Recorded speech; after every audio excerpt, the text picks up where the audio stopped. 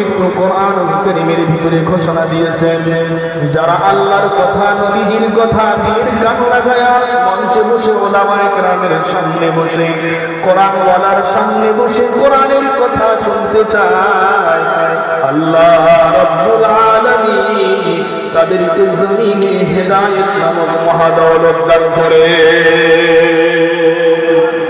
পৃথিবীর জমিনে যত মানুষ বসবাস করে সব মানুষের মধ্যে জ্ঞানী বলে আমাদের দরবারে আখ্যায়িত হয়। যারা আল্লাহর কোরআনের বাগানে বসে পড়ে, হাদিসের ভিতরে এসেছে আল্লাহর রাসূল সাল্লাল্লাহু আলাইহি ওয়াসাল্লাম বলেছেন, তাদারুসুল ইলমি সাআতান মিনাল লাইল খায়রুম মিন ইহয়াইহা। সারা রাত জেগে জেগে নফল নামাজ পড়লে যে পরিমাণ সওয়াব আপনার আমলনামায় হবে, অল্প সময়ের জন্য যদি কোরআনের বাগানে এসে বসতে পারি, কোরআনের আলোচনা শুনতে পারি, ভাই আল্লাহ রাব্বুল আলামিন সারা রাত ইবাদত করার চাইতে উত্তম সওয়াব লিখে দিবে। এই জন্য কাঁঠালডাঙ্গির ভাইরা, এখন যারা আমরা বাইরে ঘোরাফেরা করছি, আল্লাহর কোরআনকে বর্ণনা করছি, এইখানে কোরআনের আয়াত তেলাওয়াত হচ্ছে, কোরআন ওয়ালারা কোরআনের কথা বলতেছে। এই জন্য আমি যদি বাহিরে দাঁড়িয়ে থাকি, বাহিরে বসে থাকি, বিভিন্ন জায়গায় আড্ডা দেই, কাল কিয়ামতের মাঠে এই কোরআন আমার বিরুদ্ধে সাক্ষী দিবে। একটা নেশার একটা উদাহরণ পেশ করি। আলহাজ জনাব হাদি সাহেব, আজকের মঞ্চের সভাপতি সাহেব, উনি আমাকে একটা ব্যাগ দিয়েছেন। মুহাম্মদের মানুষ, আমাকে পরিমাণ ছাত্র সমতুল্য, উনি কিন্তু অনেক সিনিয়র, আলহামদুলিল্লাহ। উনি একটা আমাকে ব্যাগ দিয়ে বলতেছে, মনোয়ার বাবা তুমি ব্যাগটা নিয়ে আমার কাঁঠালডাঙ্গি বাজার মসজিদ ইমাম সাহেবকে একটু দিয়ে আবার তার কাছ থেকে একটা জিনিস নিয়ে আসবা। ছাত্র হিসেবে বলতেই পারে, উনি আমাকে অর্ডার করেছেন, আমি একটা ব্যাগ ওনার কাছ থেকে নিলাম, নিয়ে আসতেছি। রাগ হবেন না, মানে বর্তমান আমাদের এই কাঁঠালডাঙ্গির রাস্তাটা একটু খারাপ কিনা বলেন বলেন বলেন। আরো রাত, আমাবস্যার রাত, গভীর কালো ফুটফুটে অন্ধকার। এই অন্ধকারের ভিতরে লাইটেরও ব্যবস্থা নাই, ওরকম চলাচল নাই। আজ থেকে 30 বছর আগের দিনে ফিরে যায়, তখন এই এলাকায় কিরকম চলাচল ছিল ভাই? ছিল। তো হুজুর আমাকে একটা ব্যাগ দিয়ে বললেন, যাও ব্যাগটা নিয়ে ওইখান থেকে এটা নিয়ে আসো। আমি হাঁটি হাঁটি পা পা করে, গাড়ির ব্যবস্থা নাই, আসতেছি। অন্ধকারের ভিতরে কখনো হোসেন খেয়ে পড়ে যায়, হঠাৎ করে পড়ে যাচ্ছে, আবার উঠতেছি, আবার পড়ে যাচ্ছে। মসজিদে আসার পরে ইমাম সাহেব বলতেছেন, হুজুর আপনার এই অবস্থা কেন? মাথা ফেটে গেছে, হাত কেটে গেছে, পা দিয়ে রক্ত বের হচ্ছে, কারণটা কি? বললাম, ভাই এই অন্ধকারের মধ্যে এত খারাপ রাস্তা আসতে একটু সমস্যা আছে। তো ব্যাগটা কি? যে ব্যাগটা আমার হাতে ধরায়া দিয়ে আপনার কাছে আসতে বলছিল, কি নাকি দিবেন আপনি? ইমাম সাহেব বলতেছে, হুজুর একটু ব্যাগটা খুলে। ব্যাগটা খোলা হলো, ব্যাগ খুলে দেখা হয় ব্যাগের ভিতরে একটা লাইট। ইমাম সাহেব বলে, হুজুর আপনার ব্যাগের ভিতরে একটা লাইট দেওয়া হয়েছে। সভাপতি মহোদয়, হাজী সাহেব আপনাকে লাইটটা দিয়েছিল। এই লাইটটার সাহায্যে যদি আপনি এই রোড পারাপার হতে, তাহলে এইখানে আপনার অবস্থা এরকম হতো না। কথা বলেন ঠিক কিনা? যদি লাইটটার সাহায্যে আমি আলো দিয়ে দিয়ে রাস্তা পার হইতাম, তাহলে হোসেন খাইতাম না, পরেও যেতাম না, আমার কোনো কিছু ক্ষতি হতো।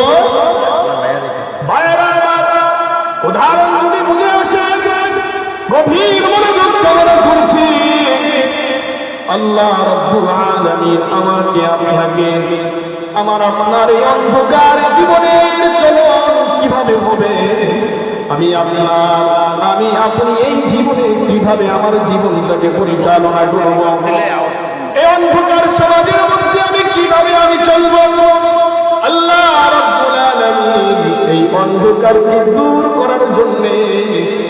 নবী হলো কালামুল্লাহ নামক একটা কোরআন।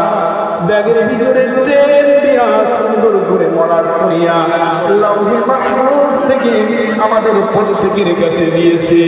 কিন্তু আরো আশ্চর্যের বিষয় হলো আজ পর্যন্ত এই কোরআনটা খুললাম না।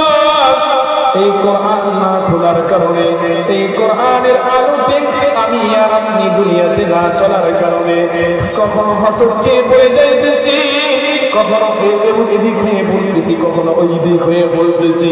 এইভাবে জীবন যেতে যেতে কবরে যখন আমি চলে যাব, হাসরের ময়দানে আল্লাহ রাব্বুল আলামিন এই কোরআনটাকে একটা জীবন দিয়ে দিয়ে জীবন্ত কোরআন আল্লাহর দরবারে এসে বলতে থাকবে, ও আল্লাহ, আমাকে তুমি কোরআন হিসেবে মানুষের কাছে আলো হিসেবে পাঠিয়েছিলে, তোমার বান্দারা আমাকে গ্রহণ করে নাই, নিজেও কোরআন তেলাওয়াত করে নাই, কোরআনের মাহফিল হয়েছিল, তারপরেও কোরআনের কথাগুলো শোনার জন্য তারা আসে নাই, কোরআনের মর্মগুলো তারা বুঝতে দেয় নাই, কোরআনের বাণীগুলো তারা শোনার জন্য মঞ্চে বসে না। সেদিন আমি হঠাৎ মাথা শরীর নিয়ে দেহ নিয়ে এই ভাইয়েরা আমার এখনো যারা বাহিরে ঘোরাফেরা করছে একটু ভাষা বলবে না, আর যারা আমরা এসে করেছি অন্তত একটু মানুষটাকে সুন্দর করা যায়, তাহলে আলোচনা করতে মজা পাওয়া যায়। কোরআনের কথা শুনতে ভালো লাগে। একটু যদি আমরা কিন্তু সামনে মাঝখানে ফাঁকা জায়গা একটু যদি বাবা যারা পূরণ করতে খুবই লাগবে। আল্লাহ মেহরবানি করতে আগে আল্লাহ লা ইলাহা ইল্লাল্লাহ লা ইলাহা। সম্মানিত হাজিরিন, আমি আপনাদের খিদমতে পবিত্র কোরআনের যে আয়াতটা তেলাওয়াত করেছি, এই আয়াতে তরজমা হলো আল্লাহ পাক বলতেছেন, আকাদা রাব্বুকা আল্লা তা'বুদু ইল্লা ইয়্যাহু ওয়া বিল ওয়ালিদাইনি ইহসানা। ও মুহাম্মদ পয়গম্বর আরবি, আমি রব সিদ্ধান্ত নিয়ে বলেছি আমি আল্লাহ ছাড়া কোনো মাবুদ নাই। এই কথা যারা মেনে নেবে, আমি তাদের জন্য আমার বানানো জান্নাতের ব্যবস্থা রেখেছি। 2 নম্বর ওয়াবিল ওয়ালিদাইনি ইহসানা। আল্লাহ রাব্বুল আলামিন দুনিয়ার জমিনে আমাকে আপনাকে যে মা বাবার মাধ্যমে প্রেরণ করেছেন, পাঠিয়েছেন, এই মা বাবার সাথে তোমার যেন উত্তম আচরণ হয়। ওয়াবিল ওয়ালিদাইনি ইহসানা, মা বাবার সাথে যেন উত্তম আচরণ হয়। ভাইরা বলেন তো, দিন যত যাইতেছে বৃদ্ধাশ্র বাড়তেছে না করতেছে? মা বাবার সম্মান সন্তানদের দেহ থেকে দিল থেকে উঠতেছে না জমতেছে? মা বাবার মহব্বত সন্তানের অন্তর থেকে উঠে যাচ্ছে। কেন আমি এই টপিকে আপনাদের সাথে আলোচনা করতে যাচ্ছি? একটা কারণ হলো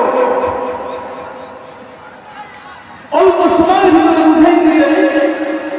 যখন আমি খুলনা বাগেরহাট এক মসজিদের খতিব ছিলাম, সেই মসজিদের আওতায় যে মহল্লা ছিল, সেই মহল্লার এক যুবক বিয়ের পরে তার মাকে এমন অভ্যন্তর করছে, ঘরের দরজা বন্ধ করে বলতেছে, বুড়ি যদি থাকতে চাস তাহলে কোনো কথা বলবি না, নতুবা এই ঘর ছেড়ে পালিয়ে চলে যা।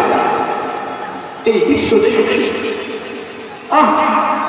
বাবাকে লাথি মেরেছে।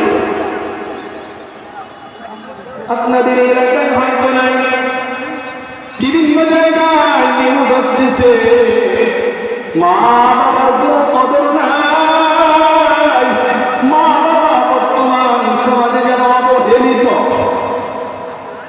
মা বাবা তার সন্তানদের কাছে বোঝা হয়ে আছে। পর্দার মা বোনেরা, আজ তুমি তোমার শ্বশুর শাশুড়িকে নিজের মা বাবা মনে করতে পারো না। একদিন তুমিও কিন্তু শ্বশুর শাশুড়ির মাকামে বসলে। তুমি যেমন তোমার শ্বশুর শাশুড়িকে খিদমত করবে, ঠিক তেমনই ভাবে তুমিও একদিন শাশুড়ি হবে, সেদিনে তোমার বৌমা তোমার খিদমত করবে। কথা বলেন ঠিক না? যেমন কর্ম তেমন আমার জীবন মা বাবার দোয়া আল্লাহ রাব্বুল আলামিনের কাছে কবুল। আল্লাহ নবী সাল্লাল্লাহু আলাইহি ওয়াসাল্লাম হাদিসের ভিতরে বলেছেন, দুনিয়ার জমিনে তিন প্রকার মানুষ বসবাস করে, যাদের দোয়া আল্লাহর দরবারে হাত উঠাতে যাবে আল্লাহ সে আজিমে বস্তু কোনো পর্দা থাকে না। তার মধ্যে অন্যতম একজন হলো মা বাবা। মা বাবা যদি রবের দরবারে দুটো হাত উত্তোলন করে, সঙ্গে সঙ্গে আল্লাহ তাআলা কবুল করে নেন। মা বাবার দোয়া কবুল হয়। এই জন্য যুবক ভাই, তোমার জীবনে যদি সাকসেসফুল হতে চাও, মা বাবার কাছ থেকে দোয়া না, মায়ের খিদমত করে মার মনটারে খুশি করে দাও।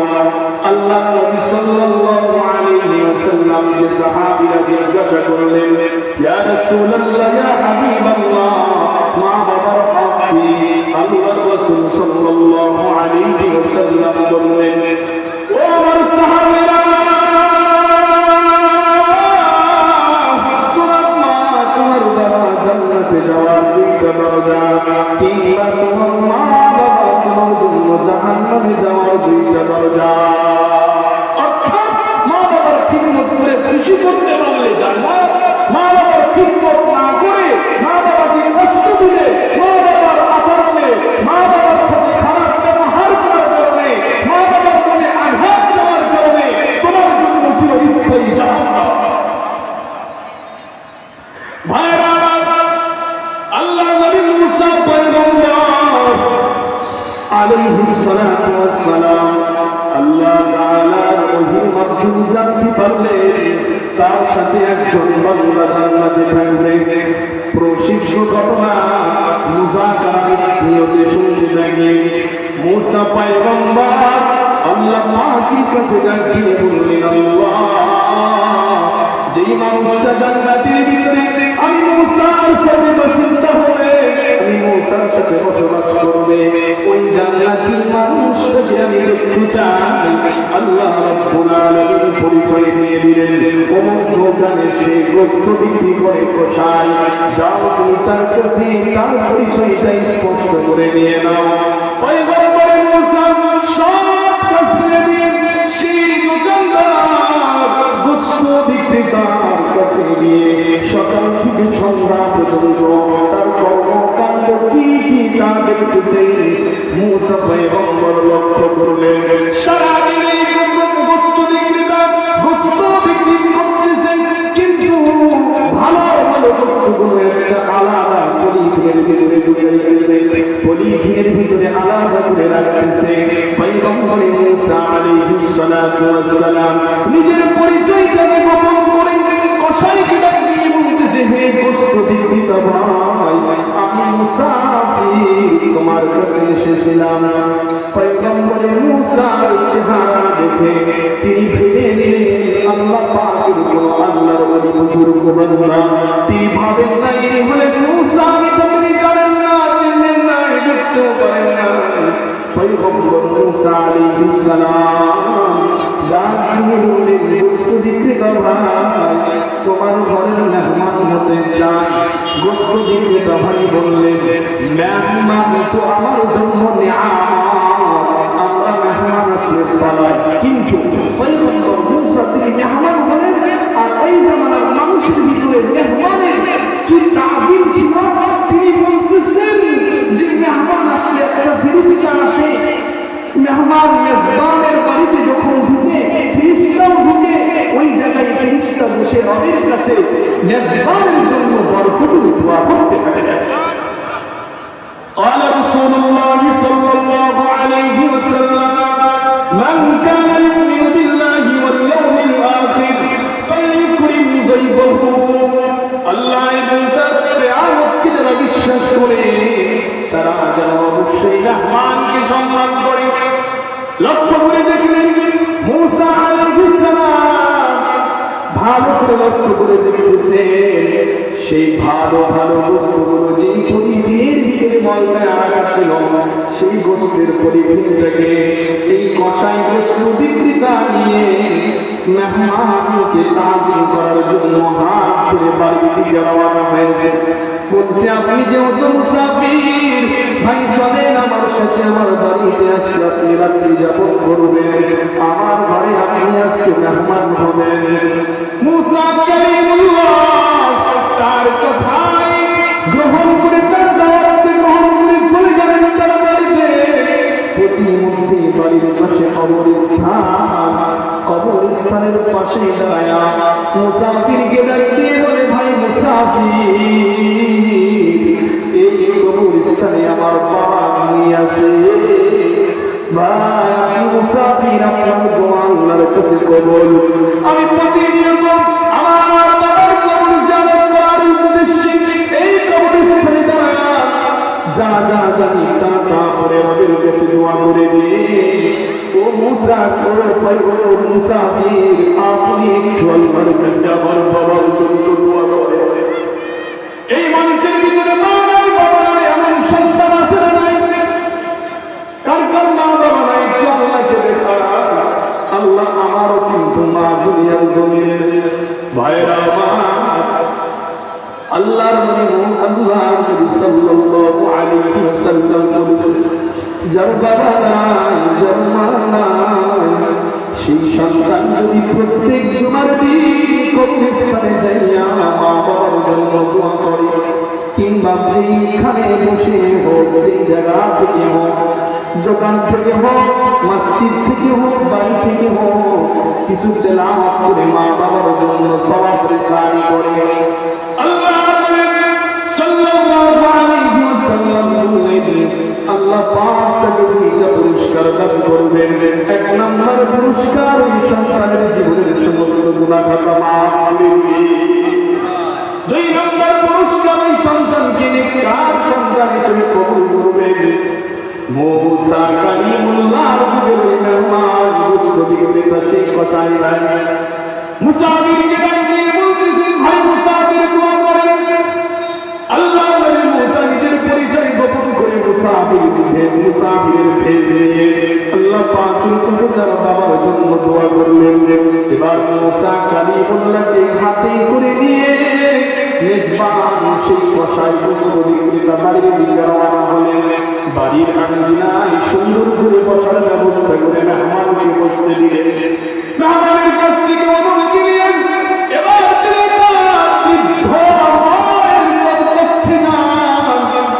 মুসা কালিমুল্লাহ তার পরিচয় দিলেন। মুসাফির আপনি একটু অপেক্ষা করেন, আমি আমার একটু মায়ের সেবা যত্ন করে আসি। আল্লাহর নবী মুসা পয়গম্বর তাকায়া দেখতেছে একজন বৃদ্ধা নারীর কাছে বসে বসে তার নোংরা কাপড়গুলো যেই কাপড়ের ভিতরে পেশাব পায়খানা লেগেছে সেইগুলো নিজের হাতে উঠায় জীবনের কাছে নিয়ে সুন্দর করে সাবান দিয়ে ধুয়ে পরিষ্কার করে এবার গরম পানি দিয়ে নিজের মাকে করে করে নিয়ে যেমন ছোট কালে আমাদের মা বাবারা আমাদের ঠিক জীবনের ভিতরে গরম পানির মাধ্যমে গোসল করে আর তেল মাথায় আর বেদার করে রাখতে ঠিক তেমনি ভাবে আল্লাহর বান্দা নিজের মা